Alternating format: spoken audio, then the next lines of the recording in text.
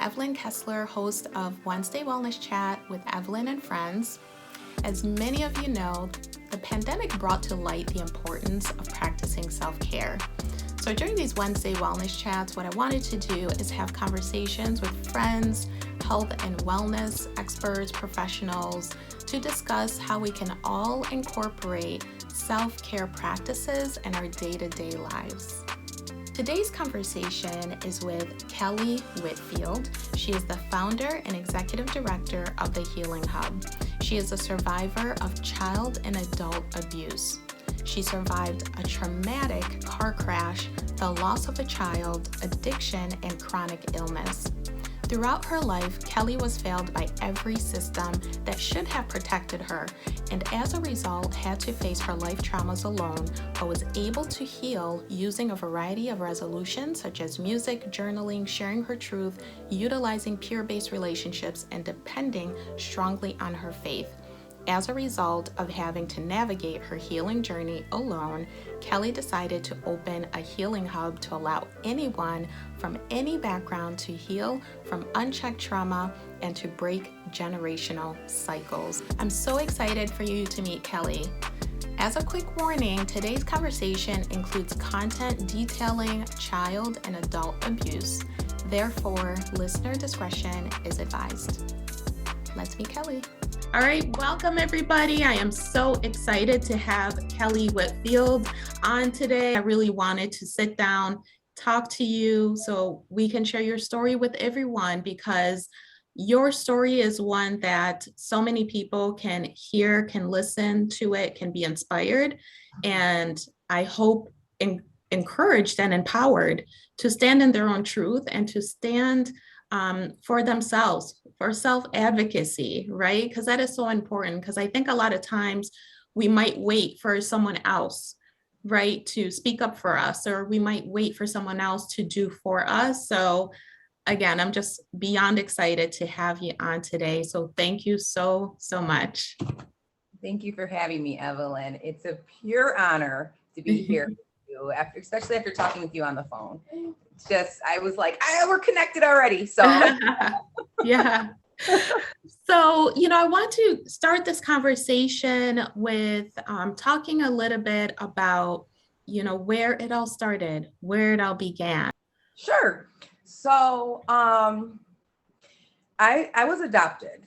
And later I learned that it was a really shady adoption. It wasn't really an adoption, but I was adopted at 3 months. This is what I knew all my life. And my name was changed from Kelly to Julie. And I was adopted into a home where they took in foster and other adopted children. And these two people kind of used that system for their behaviors, which is pedophilia. So they actually would use the adoption and foster agencies to get kids in and to abuse them. And it was just my brother and I were the only ones adopted out of all the foster children. And so out of that home, I was what you call the conditioned one, right? The conditioned one, the programmed one. If I was perfect, then nobody would notice what they were doing inside the doors, right? Wow. And not only that, you have to understand that these two people, these two beings, one being a white woman who had a really good job in society, right? And one being a Black man who hated his own skin. So, it was hard for anybody. Nobody would believe. Actually, foster children did tell. Nobody would believe anybody because of how they planted themselves in society. Right. Because you have this perception of there is no way that so-and-so could ever, treat a child in that manner. Yeah. Right.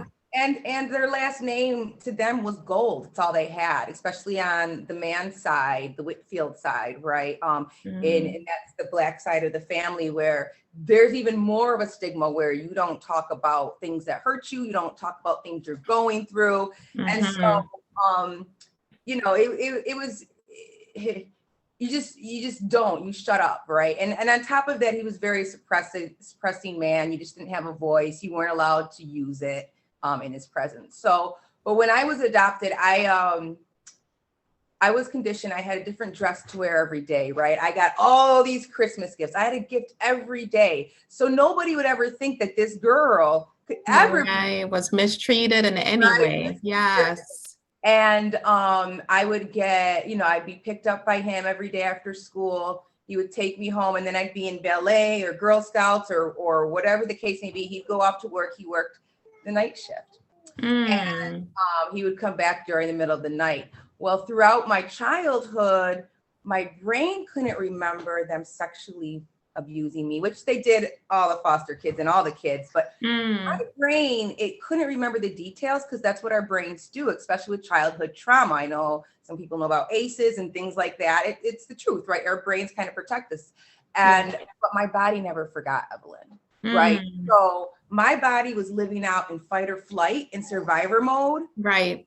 And didn't even know why. So when you've got me and you've got all the other kids being abused around me, physically getting beat. I wasn't getting beat, but I was getting sexually molested at night. Wow. And out the house, and we have to put on these smiles. It's perfect. We're fine. So we're already learning how to create masks. We're already learning how to suppress things. We're already learning, how to cope with trauma, but not being guided or taught. Right. So when I hit middle school, I remember and I was raised, I was like the only black person in my class, right? Yeah. So there was like racism, bullying too. So you have that additional layer to deal with. Yeah. And nobody wanted to address that. We're talking. Of course. Yeah. Yes, exactly. Okay. I can completely relate, because I, in elementary school, I was the only Black kid in my grade. But don't make waves. Yeah, exactly. You don't talk about how you get bullied and ganged up on, and no, suck it up. You need to have a tough skin, Yeah, and for me, it definitely created a complex. I didn't look like anybody around me. And the man I did look like, he didn't even like what he looked like. Right. So I was awkward. I was bullied. I was by myself. I played with Barbies, recreating another time. So, I did isolate myself. I was very awkward. I was always smiling, but that's what I was programmed to do. Yes. So I remember in middle school, we moved out into the country, and now we're really isolated family. Now it's more like it turned into like a cult, right? They're out there. And it was when I was going into sixth grade. And I remember hating myself just so much, Evelyn, and I just didn't understand why, right? I put a gun in my mouth. And I remember thinking, Kelly, just pull this trigger. You're going to end all these painful feelings inside, because no one understands me. No one understands. I can't even talk about what I'm not allowed to. So I remember putting the gun in my mouth, and I remember thinking, if you pull this trigger, it's going to make your mom so mad. You're going to right? So you weren't even thinking about your own self. You were so worried about, you're worried about her. Right. And also being an adoptee, they program you to make it seem like you owe them, right? They went out their way to pick this special baby out. You better be perfect, and you better, you owe them. And that's how she kind of raised me. And she also, where did I come from? A stork in the sky. Like, there was no transparency, none. Later, I learned why she kept those big secrets. But so, it kind of snowballed from there. In high school, I was in all of these things. Nobody else in the family was, but I was. I was in ballet, and I was in flute. I was first year flute. I was overdriven, right? Because I thought I had first chair flute. I was in ballet for 14 years. I was county swimmer, had a full swimming scholarship. It was hardcore. But my high school career, I became bulimic, right? Because I'm reaching for something I can control. Now I'm out of control inside. I'm not out of control outside. People can't tell, but inside, I'm so broken. I'm out of control. I can't keep a healthy, boyfriend, girlfriend relationship. As a matter of fact, I'm the only Black girl in the school. So really, it's not like I had a life. Not many options, or not many people that would be interested, right? Yeah, thank you. You said it better than I did. Because it's the truth. What it is. That's just the truth. Yeah. That's picking. It's usually the nerd or I don't mean to label people, but it is what it is. Right. But I couldn't even be healthy with that, because I was just so messed up inside, right? I couldn't you know, and I was terribly bulimic. But I made it through. Yes. I made it through, and I made it through keeping my virginity. Those were two things I feel like I can control: my eating and That's purging. incredible. And yes, but my senior year, I went with a man from Dunkirk, which is side by side. I grew up in Fredonia, by the way. Dunkirk and Fredonia are like side by side. Dunkirk's got all the diversity, right? And so you were on the wrong side of the well, yeah, totally. But once I got a car, I started crossing over, right? Nice, and I asked, my boyfriend at that time was in the military, and I asked his friend from Dunkirk if he could take me to the prom because it's, you know, and he raped me violently that night. Right? Oh my gosh. And I mean, he came in the room. I remember sitting upstairs, and I was started to maybe like I got in all the colleges I wanted, everything. So I started experimenting with drinking. Sometimes this is when I'm a senior, right? Like but I still wasn't in that party mode, right? Yeah. And transitioning into there. I was getting there. But I remember like sitting on this bed, like I just want to call, because back then they didn't have cell phones like that. The phones were in the walls. 1996. I'm telling my age. But I was about to dial the phone to have somebody come get me, and he walks in the room and he whips out his penis and he tells me to suck it. And I didn't know why that was so triggering. It would be triggering to any woman, but to me, of course, yeah, it paralyzed me. Flashbacks of a black penis in my face all the time. Wow. Yeah. Right. So it totally triggered me, and I just froze. Froze. There wasn't. It was frozen. And now I understand those kind of reactions are normal for people with trauma. So he had his total way with me, flipped me around, did whatever he wanted with me. And afterwards, I told one of my best friends, and she said, "Dang, girl, you're lucky. I like him." Oh, no. More trauma on the rug, right? More trauma. My gosh. So that, in a way, kind of to you in your mind tells you, hey, that was not a bad thing. That's right. Don't complain about it. Don't you dare. Don't speak against it. And it's going back to how I was brought up. Don't you complain. You ungrateful little bitch. And that's what she would say to me inside the house. Wow. You ungrateful little bitch. But outside the house, she'd be like, "This is my beautiful daughter, Kelly." Right. So now also through all of this, I'm not learning how to trust my gut. I'm not learning how to create healthy boundaries because I'm coming from abuse. I'm not learning what a red flag is. To me, it looks like a carnival, right? So during all of this, you love me, but you're abusing me kind of thing. I'm just like, what? I don't know what abuse is. And so when she told me that, it's not that bad. It's not. Exactly. It's nothing. Exactly.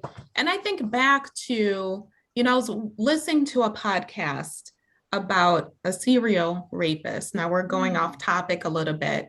But the interviews back then in the 70s, early 80s, when the victims were interviewed, it was so dismissive, right? And as you're speaking, I can't stop thinking about that, how the victims were then turned into, right, looking like the bad guy.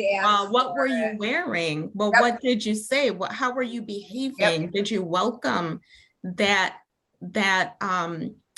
activity for that to happen to you? You must have done something, right? And I was listening to some of the reporters' questions. I was so appalled and shocked that, it was taken so lightly. And that brings me back to that as you were sharing your story when you shared that with your friend and how dismissive it was. It's our society, it's our culture, right? We really have a problem here. We have a problem. My gosh, that is so heartbreaking. When a woman comes to another woman and the other woman's like, "Girl, you got that." There's a problem. And a lot of times, and a lot of times, women would be the first to tell you, "Oh, don't talk about that. We don't talk about that in the family. You don't need to bring that to light." We can be our own worst enemies amongst ourselves, amongst women. I think I believe that is changing, obviously, with the Me Too movement. That Yes. has helped quite a bit. We still have ways to go. But, I just couldn't stop thinking about that, because I know for a fact, even experiences that I've been through, or experiences shared, how women will be the ones to put you down, the first ones to put you down. True. It really Right? is. And it's like, and even coming out with my story, a lot of my old women friends are the ones that are like, Kelly, shh, so it is. It's interesting that you said that, because it's true. It really is. It sure is. So I kind of wanted to take us back really quickly, if you don't mind. You had mentioned, all the activities that you were in, and how they would enroll you in all these activities, and, you're a go-getter. And I'm sure that that's what has given you that drive till today with everything that you do. So within the construct of your home, with the other kids in the home, I would assume that that was an additional layer that you had to battle, right? Because I would think that the other children would see you Right. in all of these activities. They would see you. I'm glad you brought that up, because why does she she's get all purposely that? created divisiveness, Yeah. because it plays to her agenda, right? And so, and she did do that, and she did that between my brother and I. My brother was the other one who was adopted. Beat him every day, treated him like crap. I don't remember anything nice she ever said about him growing up. And with me, look at my beautiful daughter Kelly, outside the home, not inside. Yes. But it with the other foster kids, it created divisiveness. And I remember feeling bad. I remember, I don't want to be treated this way if they're not going to get treated this way. Yeah. I remember thinking and feeling so bad. And when I tell you abuse, I'll tell you, my little brother was adopted. Inside the house, it was just really dark and painful and ugly, because there was just a lot of toxicity and trauma in that house, right? You got this man who's cheating all over his wife. He comes in at night. He's molesting girls at home. You've got this woman who's trying to cover it all while getting kids for him. And then you've got these kids in this home who they're trying to play against each other. You've got the oldest two, and they were young black boys when they got them, around maybe 6 or 7. And they painted this picture when they got these 2 boys that they were so barbaric. They were sticking food in their mouths with their hands. And when they gave them a bath, like tons of dirt came off of them. These stories aren't true, right? It's to paint the picture that she's the hero. Right. And so nobody can ever say to her, you really messed these kids up. Didn't do, right? Exactly. Yeah. You can't rescue a mess up at the same time. So she definitely, we call it, conditioning people around her, flying monkeys, whatever the case may be. She had that going on. And, but these 2 black boys, they used as straight slaves. Foster kids aren't supposed to be in your house more than a year or 2. You're supposed to find permanent places, like placency for them. But what she did is use them basically for money. They did the dishes, they did the cleaning, they did the babysitting, they did whatever. They weren't allowed to have friends over. And every foster child that went through that house ran away. And a few women tried to tell, young girls at that time. I know, because I found them again. But tried to tell, but they got the runaways. Look at the foster kids. That really breaks my heart, because I've read so many stories of foster care kids. A really good friend of mine growing up was a foster kid, and she shared her story with me, and it was very similar. Yeah. And that's the part that I don't understand, right? Because we're supposed to have the system to protect these children, to look after them, make sure they're placed in a safe environment.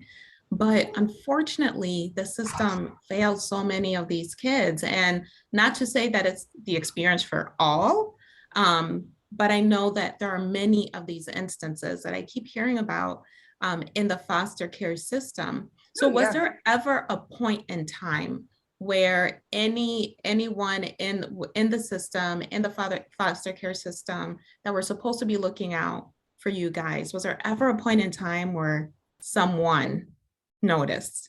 So you've got these 2 people who, why would you look at them? Anybody's supposed to check up on the children, I'm sure. Don't worry about them. Overlook that family. And that happens a lot as well, where then all black families are targeted, or this, or even gay families are targeted, right? But you're overlooking where you should be looking. Yeah. Where you should be looking, right? Yeah. So nobody was checking up on us, which is weird because now that I went through this foster care program at this age, I do know that they are supposed to, social services was supposed to be coming over to the house. I never saw a social service worker. Never. That really breaks my heart because I'm just like, how many more kids are out there right now going through this, right? Tons. That's why Going we're through doing this. what we're doing. Yeah. Tons. Because when I shared my story, so many teenagers and addicts who are trying to heal started sharing theirs. Me too. Me too. I went through the foster care system. I went through the adoption. Yeah. Yeah. Tons. Blows my mind. It really hurts. As a mom, I just cannot even imagine, right? These kids and what you experienced and had to face and had to deal with, and not having the support to be able to navigate what you were going through, and even, how to deal with that emotionally and to process all of that. It's a terrible situation. So with that, can you share what was the tipping point, or what was a pivotal moment for you? What began to change or helped you to kind of break free from that? So my story is different than a lot of people's because I forgot about exactly what details happened sex-wise. Yeah. I knew there was something different about me. I knew there was something wrong with me. I knew that I was broken, but I couldn't grasp. I had flashbacks even, but even all of that put together, I couldn't be like, that would be that's too evil. No way. Wow. No way. So after I was raped, I was working at an art gallery, and it was in Jamestown area, and there's these winding roads in the country roads, and I was going my 55, and they're really winding roads, and a truck with 77 came around the bend and hit me head on. Oh, wow. I was supposed to go to New York City for college because that was the furthest away that Jill would let me go. And Jill's the woman who adopted me. Jill controlled every aspect of my life, because when you're that abusive, you have to control your environment so your sins and secrets don't come out. Right. So she controlled everything. It's even filling out my college applications, Evelyn. She controlled. Oh, wow. Oh, yeah. Oh, every aspect. I remember everybody asking, how old are you? Because I'd be like, I have to ask my mom first. I'm talking about in 30s, I was still saying. So this car hits me head on, and both my femurs snap in half. Oh, my goodness. My tibias both crush. My ankle goes underneath the car. My stomach rips open. Both my ovaries crush. My lung collapses. My nose rips off my face. My eye comes out my socket. And I'm sitting there remembering the whole thing.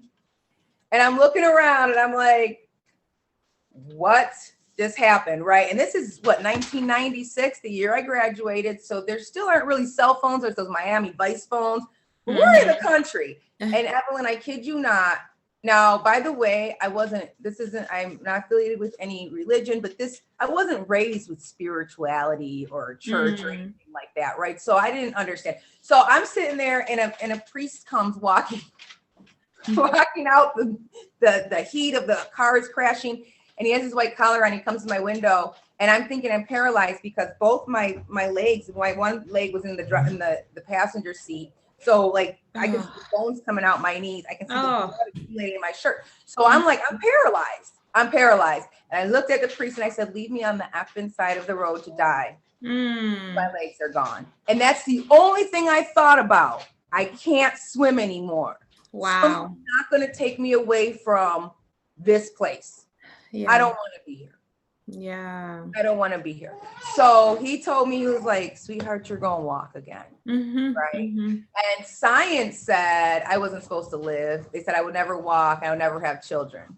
I said otherwise. Yeah. But so here I am in the hospital. Now I'm scarred up. I already have no self-esteem. Right. I was on life support. They take me up on the floor, and I'm pushing the morphine buttons, and I'm pushing cushion and only supposed to give you a drip the way they said it. Mine wasn't set right. So every time you were getting a dose?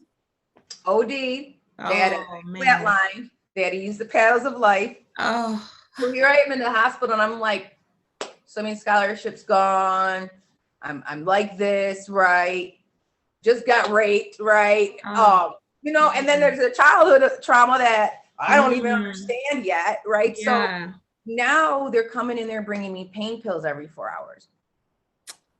Never use a drug. I started drinking a little bit my senior, but never use a drug. Wouldn't even use Advil because someone said it could make your stomach bleed. That's how I saw Pulp Fiction junior year of high school and had nightmares for weeks. Like that's where my mentality was. 1996, the FDA was saying that opiates weren't addictive. They were pushing them that summer. All this childhood trauma, all these issues, and here they are giving me drugs. I said, I found my best friend. So after that, you know, I try to live life, Evelyn, and this is what kind of brings me to my knees, right? So I try to live life. I do graduate from college. I do move down south, but now I have no boundaries, no gut. I have an addiction now. On top of that, all these layers of trauma, right? My goodness. So now I move down south with an abusive man who beats me so badly that I get pregnant, which was a miracle. His name is Jordan. He's not with us today. I think there was a male teacher that came into the school and all of a sudden I was almost 6 months pregnant, and Sean, who's the father of this baby, decides that I must be cheating on him because there was another Black teacher that got hired to the school. I was teaching 4th grade down south in North Carolina. So he puts me in a bathtub and he starts beating me. Starts beating my stomach. My gosh. Beating me until I bleed. And then takes a plane back up to New York and leaves me there. Are you serious? I can't. Oh my goodness! I've got evidence, everything I tell you. Oh my gosh! There, I think it was around 1 in the morning. I start having contractions and didn't even understand that they were contractions. I was in so much pain. I've had oh my goodness. Natural person. This pain was worse than anything I've ever experienced.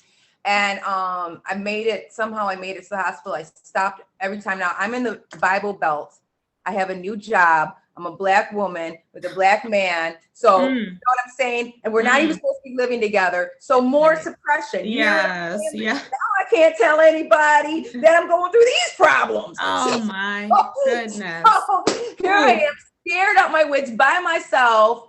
And the hospital is treating me like a 3rd-class citizen. My gosh. And I'm telling you, they let a woman with a finger sprain go in front of me, and I'm on the floor by the vending machines bleeding. My gosh. Crying, screaming because of the pain. They finally put me in the room, and the security guard tells me, shh, you're going to mess with the other patients. You keep screaming like that, right? Wow. It's a testimony of how a lot of Black women are treated in the medical system. Oh yeah. And plus, you know, we know now, right, that there's this assumption that Black people, and especially Black women, can tolerate more pain. As if we're made different or a different type of human being. And it's so true. We're neglected and we're not. Be quiet. We don't receive the appropriate care, the appropriate pain management. You know, you're right. I know in your prior experience, in that case, they didn't control how much pain management you got, but that's a whole different situation. But was horrible. That's awful. It was horrible, and it wasn't until I passed the baby that they were like, "Oh, come get somebody in here now." And the doctor came in, wrapped Jordan up and threw him in that, you know, those red garbage cans where they put all the needles and stuff, threw him in there. You could hear them. Right. Wow. And so I had a school teacher assistant, and then Sean called me and they're like, we're going to sue. I'm telling you, when you're that age and you've been through so much trauma, you don't have a voice. You do not have a voice. And you're afraid. I'm sure you were afraid or did not even want to speak up. Right. So I didn't want my family to know. Now I'm having a stillborn with this abusive man. Yeah, we So definitely can't talk about that, right? I'm sure you were thinking that. I can't talk definitely about can't any say of that. anything. No, Yeah, no, especially getting pregnant, and now I'm in the Bible Belt. I wasn't married, so more yeah. suppression on a woman, right? And so now my insides are even more broken, right? Yeah. So now my addiction picks up down south with these pain pills. Okay, Mm-hmm. now I need them. I need Mm-hmm. them, right? All this stuff, I need them to cope. I cannot handle how I feel. I can't. Yeah. I feel like I'm going to implode from the inside out. I just Mm-hmm. too much, right? And so I start taking these pills, and I notice that I can't really function without them. So I'm like, maybe I have a problem. So maybe. So I go up to my first rehab, and this is in Jamestown, New York. And when I say first because I've been through probably all of them in Western New York. Oh, Okay? wow. So I went to Jamestown, and I remember looking around, and I don't know how if you guys know what goes on in a rehab, but they put 20 broken people in one room together. Mm-hmm. With no tools. Now nobody's addressing any trauma, and that's why those Oh, are really? Oh, no, they just address okay. the drugs and stuff like that. So this it's always going to be a revolving door. It's always, Yeah. you know what I'm saying? So no one's addressing trauma in these rehabs, but you're putting all these broken people together, and we're doing worksheets or whatever. But come on, like we're talking about. You're not going to the root cause, right? They're You not weren't going to to root the cause. And there's a yeah. reason for that, because there's always going to be revolving doors if they don't go to the root cause, right? Yes. Same thing with FDA prescribing meds and stuff like that. Mm-hmm. So I'm sitting around and I'm looking around, and they're talking about selling clothes for crack and stuff like that. And I'm like, hold up. I don't do any of I that. don't know yet.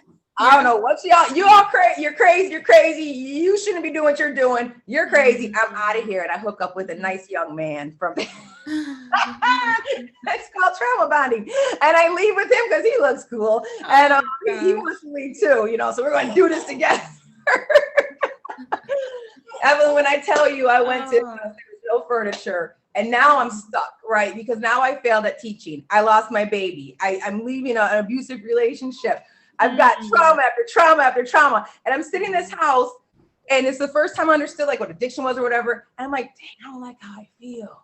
I don't have my pain pills. Those are my best friends. Yeah. I don't like how I feel. I don't like how I feel. I wasn't like jonesing or detoxing. I was just these feelings. I couldn't cope with them. Mm-hmm. And he's like, I got something for you. Takes an orange crush crayon, crushes it down, pokes holes on it, puts ashes on it, puts a white rock on the top of that, puts a hole in. He's like, just inhale it. Oh no. Never even saw cocaine before. Oh Like no. Pulp Fiction goes out the window. Oh, I'm no. inhaling it. Right. Yeah. And so, and I used to tell people when I used to speak that I went from being a teacher in the classroom to a student in the crack house overnight. Right. Because now I was on a 2-year binge of trying to kill myself. Oh, wow. It didn't matter. I was eating about 80 Loratabs a day, maybe 10 Xanax bars on top of it. Yeah, this is a day. Wow. Yes, ma'am. Wow. I'm surprised your body could handle all that. Oh, That's a lot. when I tell you my higher power was with me that whole time. Ooh. I'm not lying, because I was trying to kill myself. I'm gonna go hide. I had nothing that I wanted to live for anymore. Yeah. Right. I didn't. I was kidnapped by gunpoint in those 2 years. I've seen things that only movies see. Right.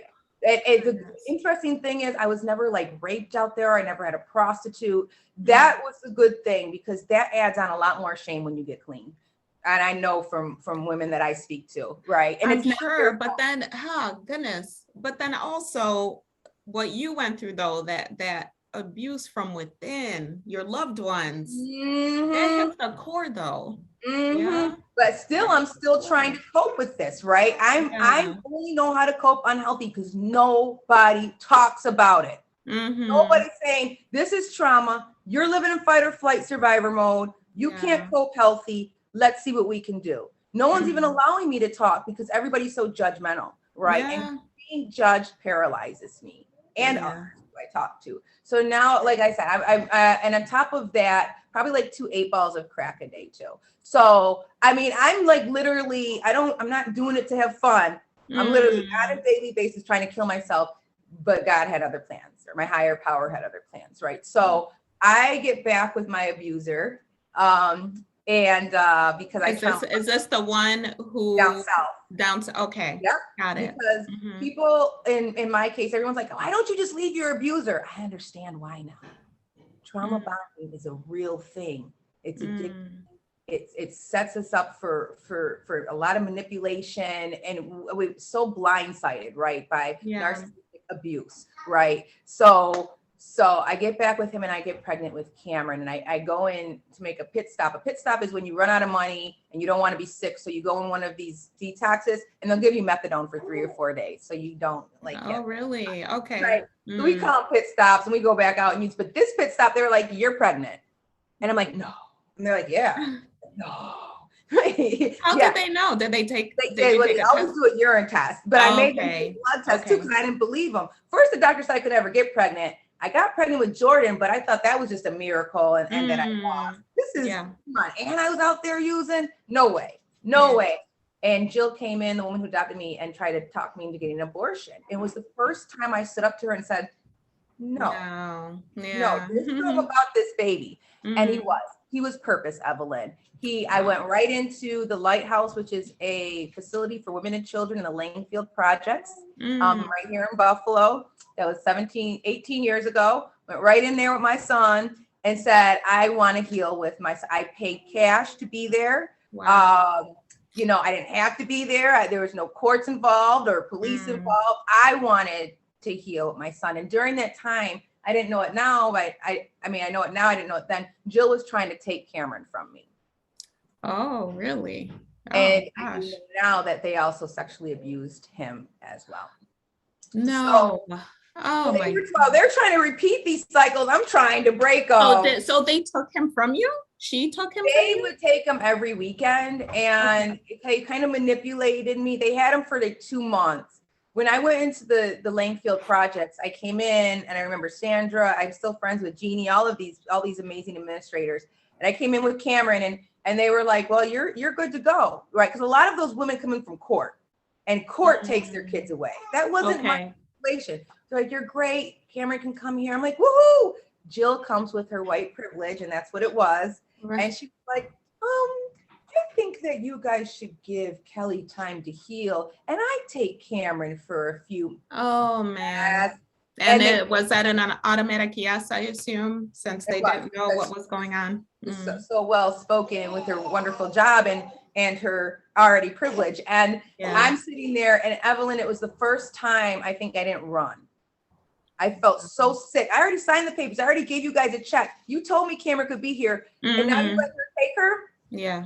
Over my word, over listening to my voice. I'm trying to tell you. Right? As a mom, you are taking the steps needed. Stayed still though, and I stayed in there. And Cameron and I in there. I learned how to budget. I learned how to cook. I learned how, I went back to school at Canisius to finish my master's with mental counseling. Like, that was amazing. So as you said, that was your son, in essence, saved you in a way. It's almost like the Lord, right? The Lord used him to bring you to your deliverance, in essence, 100%. And your purpose. And 100%. Cameron saved my life. And I tell him. When he gets on my nerves, I'm like, you're a miracle. That is a miracle, baby. A miracle baby. Such a miracle. He was born clean, healthy, up to weight, and he at 17 years old is amazing today. But that's kind of what happened when I went in there into this rehab, and I came out. I met the second person I was with. I was with Sean for about 5 to 6 years and Patrick 14 years. But I met Patrick. I was playing my flute at a church because I was getting all my hobbies back again. Just because I put the drug down, didn't mean I healed. Right. About how this came. Because you still, again, going back to that root cause, right? That still So I hadn't dealt with that. For shocking, codependency, crazy relationship behaviors, right? I think I even cut before when I was in the relationship with Pat. I just didn't know where to this place. I was going to NA meetings. You still get judged with there. I was speaking at conventions. I was playing my flute at church. I was doing all these wonderful things again, just like when I was younger. And do you find healed? I was reading something recently, and I can't remember the terminology. I'll make sure to put it in the caption later on. But I was listening to a conversation between psychiatrists and some folks that other Black women that were struggling with some childhood trauma and just struggling with, right, the racial inequities that we deal with and have to face on a day-to-day basis, and how as Black women, you know, a lot of times we'll try to overcompensate. We'll take on so much, right? Because we have to show the world or prove the world that, oh, look, I'm accomplished. I can do all this. And so that they brought that up, and that was an interesting conversation, because even for myself, I had to assess and look at myself like, man, you know what? Yeah, I kind of see myself in that, where you feel like you have to do all of these things, where it's tied to certain experiences or certain beliefs that have been instilled in you that may have caused a certain type of trauma to tell you that, listen, you have to do A, B, C, D, E, F, G in order to feel worthwhile, or in order for others to accept you, or in order for people around you to believe that you're worth something. So I don't know if that came up voice for you. Yeah, definitely. And that's more suppression. Mm-hmm. It is. Don't make waves, smile, be driven, do what you got to do. Yeah. I can say that because I feel like that's like society tells our parents, our families, that's like covering all of that up, right? Look at me shining. I'm shining. Whereas deep down, you're hurting and you're suffering, right? Yep. And that's exactly why, it makes it really hard for people like me to cope with those feelings. They're just stuffed in there. Do you ever take a Pepsi can and you shake it and you shake it starts to implode, right? Yeah. And someone wrong is going to hit that lid, right? That right. Exactly. Implode on each other. And that's what I say, like we're walking around as broken humans, imploding and exploding on each other, because if we're all in different fight or flight and we all have different triggers and traumas, and we're not understanding them, and we're not healing from them, then it's really hard to have healthy relationships with our children, with our spouses, with friends, right? Because a friend might trigger you. You don't even know what that trigger is. And you trigger them. Right.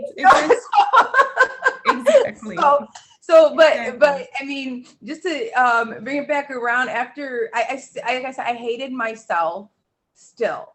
For those 14 years, I got pregnant with my second child with Patrick. I met another man and we did NA together and we did church together, but we were two broken people trying to live a normal life. And as much as we loved each other, it just wasn't working. It was, you know what I'm saying? It was explosive all the time. And we just didn't know why. So he needed to do self-healing. I needed to do self-healing. So, I met Patrick and we had another son, Noah, and then he brought his kids in and we had like this melting pot of the family. But like I said, we were just two broken people and we tried. We really tried. I just hated myself so much. There was jealousy in there, right? Because if I hate myself and I have no self-worth, then every woman you're looking at, you want to be with it. And if he feels the same way, if he's that broken, then vice versa, right? So it all becomes a problem. But I hated myself so much. I get these breast implants right after breastfeeding Noah. Those rupture in me and cause a whole bunch of different health problems. And for 2 years, I was sick, suffering, and dying from those. I inflamed 100 pounds. Now Patrick's out the picture. Now I'm a single mom. And now I'm just like inflamed and have all this sickness. So I get those out, Evelyn. And once I start getting toxicity out of my life, my memory starts coming back. Wow. And things start getting a little clearer. And I'm starting to realize that Jill is toxic, right? And there's some narcissistic tendencies. And so they program me not to ever do the 23andMe, which is something you can do to figure out your DNA, to not only find out what region you're from, but to find other family members. And I was always told never to do that the government was going to pin cold case murders on me. What? And I believed it because I was like in a cult, right? And so, I was thinking about doing the 23andMe. Meanwhile, and I'm just going to brush really quick on this. You remember I talked about my car accident in 1996? That same month, or that same year in 1996, a month a day later, my brother, who didn't forget any of the childhood trauma, rode his bike out in front of a car. Oh no. 15. Oh no. Had nowhere to go. We talk about that. You know, where do these kids go? Yes. He had nowhere to go, right? He rode his bike out in front of a car. He was in a coma for 6 months. And after that coma, he learned how to walk and talk again. And they stole his money, gaslit and manipulated him, started to sexually abuse him. And when he tried to tell, like, this is deep stuff. The police and stuff were involved. It's not just me. When he tried to tell, they started drugging him with risperidol, which is an anti-psych medication. Oh and my they goodness. Family doctor to do it. So oh my gosh. He kept us even more divided, right? Your brother, he's so angry. He's a horrible person. This is what she's telling me over the years now, right? Yeah. And so speed up to now, 2 years ago, 2019, so almost 3 years ago. It was September. And we were moving into this house because my son was getting racially bullied. He didn't have boundaries either. He was sexually abused when he was a child too. So you see how these cycles are starting to repeat, right? Yes. Like, you don't have enough self-worth and boundaries to be like, I don't want you calling me that anymore. And I'm going to do something about, we don't have that. We're taking it, Evelyn. That conditioning, man, that can stay with a person until their death. Yeah, right? At least 40 years. It can stay with you for your adulthood. Yes. And it can affect your like you were saying earlier, right? Not just relationships, but even how you perform in your job, right? So many different things are touched by that. So it's a terrible thing to know that so many kids out there are going through this, are not getting the help that they need. And the professionals, quote unquote, that should be looking out for them are not doing really their due diligence for many children out there, which is extremely heartbreaking. And I think that's why I feel like I went through all that I did to create this vision, because we can.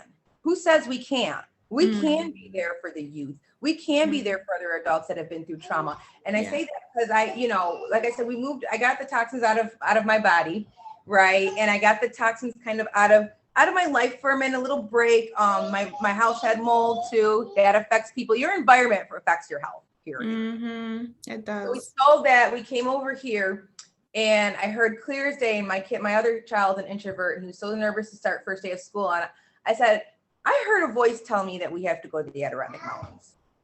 And my kids were like, what? And I was like, I don't know where it came from, y'all, but we got to go to the Adirondack Mountains before school. And they thought I was crazy, but they always know I'm crazy. So they hopped in the car and rolled with it. We brought the dogs. I do have an aunt that lives out there. She's lived out there for 30 years. Anyways, we go out there. And the first night I was like, okay, God, this is nice, but I need some clarification on why you brought me out to the mountain. The next day, Evelyn, I'm sitting in the middle of the river, and I have pictures and documentation of it. I'm sitting in the middle of the river, and I'm praying, and God gives me back my memory. Sights, sounds, smells. I almost stutter when I talk about it. The white button-down shirt, I used to have a flashback that would walk in my room. Oh, you remember. Wow, the details. Or scream. It filled up with Will, right? He came in on the night shift and he wore that white button-down shirt every night to Why couldn't I correlate? Pink nipples. It's because they had me in bed with them on the weekends. How I felt Jill was always watching me because she stood at the door watching every night. Oh my God. Right? So I'm just like mind blown. I said, oh my gosh, that's why I was so broken. That's why I was living in fight or flight. That's why I hated myself. That's why I just all the pieces come together. Yeah. Even like my sex life it would be traumatizing to have sex sometimes. You know what I mean? I'm like, are you kidding me? I questioned my sexuality. I questioned if I was evil. I questioned everything about my being. And you had the key to this? You had the key to my heel? And I'm 40 years old now. I said, oh my gosh. So I was driving back from the Adirondack with my kids in the car, and they were like, sleeping. And I said, okay, God, we got to talk now. Gave me this information. What do I do with it? Right. What can I do? Right. How to navigate all that. That's a lot. All the kids I taught, of all the kids I worked with. He reminded me of Cameron, how I always thought something, right? I did. Mom knows, right? But we just don't. We can't talk about it. We're so suppressed. We're so under trauma, right? Right. And then I thought about my brother. In 2003, he tried to tell. And that's when they drugged him with that Risperidol. He called CPS. He called the police. And because he's a person of color, now he's got a disability. That's 2 strikes against him. Right. No one is going to no effort, no attempt to even no effort, nothing to look into this, right?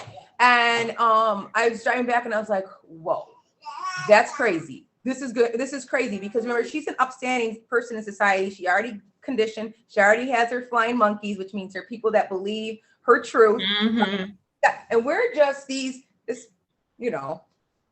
Black family. You know what I'm saying? And through all my stuff that I've been through, you've got what am I supposed to do with this? And God, I got to confront her. I said, confront her? Yeah, because Cameron goes over there every weekend. Some's got to happen. Oh, yes, absolutely. This is 17 years later. Still is going over there. He was still, okay. So I called Jill up and I said, we need to talk, and I had to play it straight. Now, meanwhile, I'm doing the 23andMe and finding my biological family. She told me I was Native American all my life. Yes, she did. Native American, Black. I'm French and West African. But anything, because Native Americans don't register their DNA in the database. So she thought about this thoroughly. She really went far and beyond. Every aspect. Every aspect. She thought about, that's why she's good at Jeopardy. No, I'm just kidding. So she she said, I can't meet you, Kelly, my cancer. And I'm like, dude, you were just up here. She's trying to do that victim thing. I was like, well, we'll meet in Blaisdell then, right? It's right in the middle. So I was driving there. It was a beautiful sunny day. I just got done advocating for my child, Noah, because he's an introvert and he came to a new school. He got misread, got to hear places. So I was driving and it was a beautiful day. And I was like, God, I'm not doing this. She's going to laugh at me. She's going to go back and tell everybody in Fredonia. So I said, I'm turning around. This is too big. This is way big. You got the whole family too? No. I go on my phone. I start hitting maps. Yeah, I'm driving. I start hitting maps because I depend on that map lady way too much to take me back. I know. Same. I looked down on my phone. It said missed call from Michael Whitfield. That's my brother. Haven't talked to him on the phone ever. Wow. Didn't even know he had my phone number. I said, okay, God. The timing about me. It's time to go. And I did. I met her. I confronted her. She smirked the whole time. She wouldn't deny any of it, but she wouldn't apologize. And at the end, she said, I love you, Kelly. What? And that's what she would say to me when Will was doing the So wow, the psychological, it's just, isn't it crazy? Man. And I wanted to beat her up, and I don't really beat people up, but I wanted to. But again, God had me in Blaisdell around everybody that doesn't look like me, with an older white woman, so I could be real about this. Kelly, don't you touch her. You go into jail. You got that right. Now you'll be adding a whole other layer to your experience. I know, and I'm so traumatized about going to that. I can never do that. Yeah. So I called my brother back, and he was like, "Are you gonna come get me?" And he told me he remembered everything about the sexual molestation. I said, "Oh, that's why she kept us divided." I was like, "Oh my gosh, Michael, I'm on my way." Of course, what a strategy! Found out he was being drugged for 17 years. Got an attorneys. I have on record the doctor who was drugging him with Jill. He threw her under the bus. I got it all, right? Yeah. And we got his Social Security. We got him on all new meds, new doctors, everything. He's been thriving. He used the Healing Hub. And so when I was about to go back to school to finish another degree, I wanted to write a book, but God during the pandemic said, nope. Woke me up at 2 a.m. I don't even draw, Evelyn. And we're getting to the Healing Hub now. Woke me up at 2 a.m. and I drew this. Oh my goodness. And it ended up being Is that a plan for the Healing Hub? It's a floor plan, and it ended up being exactly the floor plan that you walked in on when you dropped the Christmas donations off. Yes. The rooms, the different rooms. You didn't get to see it because we were packing, but we had an art station, a doula station, a Reiki station, a dance therapy, art therapy. Amazing. So God said He wanted me to create a safe haven. The Healing Hub comes in. Create a safe haven for anyone to heal from unchecked, unaddressed, unhealed trauma, right? Yeah. And that's what we do. We provide a safe haven for anyone to heal through different solutions of writing, music, art, doulas, to be a voice. Now, everything that I went through and didn't have a voice for, there's one. That's a space. So you've created that space now. That's right. So do you have psychiatrists and therapists there to work one-on-one with folks that want to come out and maybe talk about what they went through, or start, because I can imagine how difficult it is to have that first conversation, right? It hasn't been because we're so judgment free. That's the thing. It's paralyzing when you talk to a counselor or a therapist because they're judging you. They have to.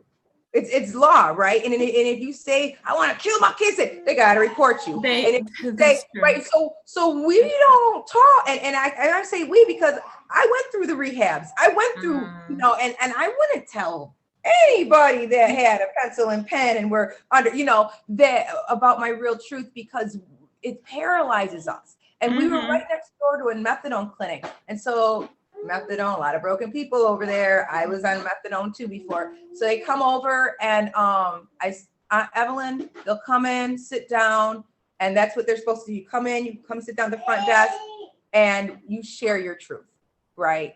You drop it like it's hot. If you come in and say, oh, I can't stop having sex with chickens, there won't even be an eyebrow raise. There won't be like, ooh, let's talk about it. I mean, I could see myself maybe having to go that route. You know what I mean? Like, just, when you make somebody feel like they're not alone. Yeah. And that's what all of our healers are. All of our healers have walked through fire, right? You don't need a degree. So they have that experience. They have that background. They can speak to it. They can understand it. They can relate, which is so important, because you can tell when you're speaking to a therapist or someone who has no idea what you've been through, or the struggles, for example, racial inequities or anything like that. Having a therapist who doesn't look like you and who can't understand, right?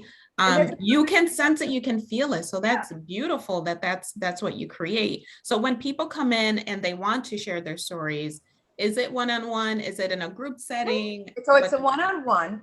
And what we figure out when you share your truth, or you call and share it, or whatever you want to share, are the services that you need. So we're that step before you take the step into maybe if you go into a rehab, or if you go we're going to love you where you're at so much. We're going to give you so much love and hope. You're going to be like, maybe I can do this. Yes. And so when they come in, we write down what the services they need. We write down the services we're able to provide. And if we can't provide a service through one of our workshops, or through offering you a doula if you're pregnant, or through whatever we can offer, we're going to find a service that can. That's beautiful. It's important that we can work with other agencies. And besides that, we set up food drives where I was broken the most in the city. Made in Utica is a big one. And so every Friday we bring all that hope and love, and we bring. I see all your photos on social media. It's beautiful what you're doing. It's incredible. And I'll put the link in for the group for those that want to follow, want to see how they can help, how they can support, because it's so important for all of us to come together to support this work. It's incredibly important. And I know before I hit record on this call, we were talking about, it being Black History Month, and, speaking to the struggles of Black women and mental health, and making sure that we get the care that we need, because unfortunately, in our community, it's still quote unquote taboo, really. There's a stigma. Right, to talk about these types of things, or to even seek help. So hopefully, even in the church community, because about that too. In a lot of Black churches, you're not allowed to talk about mental health, right? Because it must be the enemy, and you need to pray about it, right? And I'm not mocking, because I'm part of that community, and we don't talk about my faith. I'm not mocking, but I am saying that there is, and people that come to the Healing Hub will say, thank you for not being affiliated with the church. I believe in God, but I don't want to be judged. Yes. And or they don't believe in God. There's more than, it doesn't matter. It doesn't matter who you are, what your religion. I don't care if you come in drunk. Right? Where a lot of facilities won't even let you through the doors drunk or you. That doesn't bother me at all. Because you know how many times I was out there high and all I wanted to do was be seen or heard. I wanted help so bad, but I just didn't know what, I didn't love myself enough. I needed someone to love me enough, right? To have, and my son Cameron's what did it. I need someone to love me. You know what I'm saying? Like, you know, it's just enormous, like what we can do. And it's interesting, all broken people need, right? They need to be heard. They need their voices to be heard. Our voices have been suppressed just naturally. Now you add all that trauma onto it, we have no voice. Right. Yeah.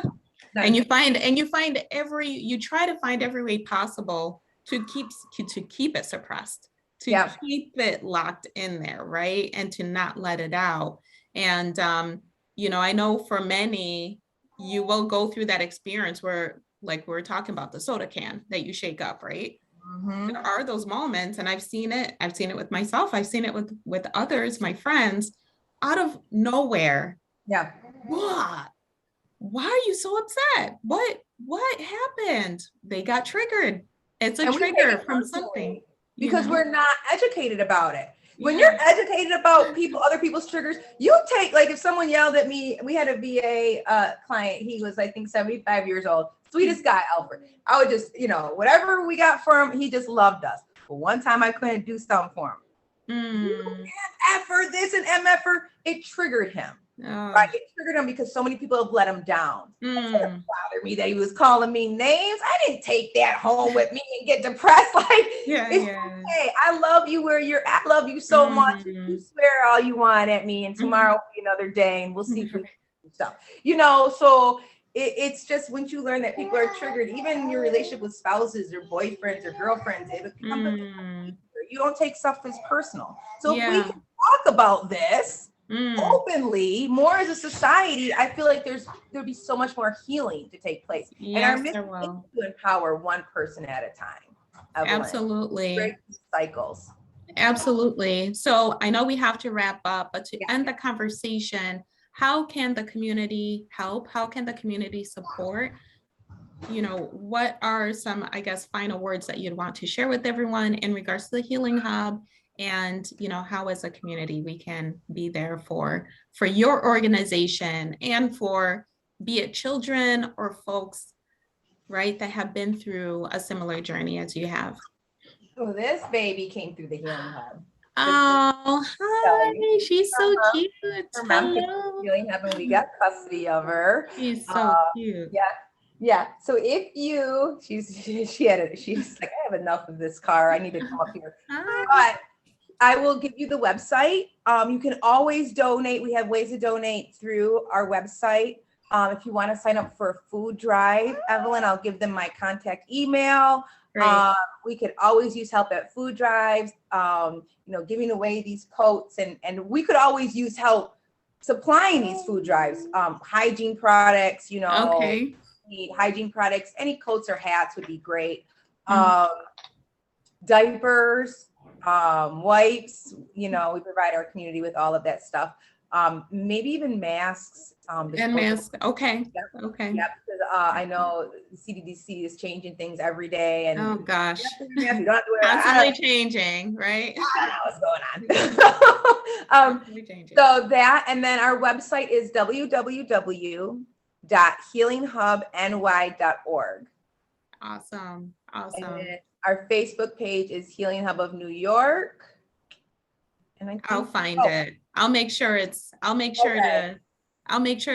post it. So no worries. We'll make it easy for folks to access. But listen, Kelly, this has been such an empowering conversation. You are such a beautiful soul.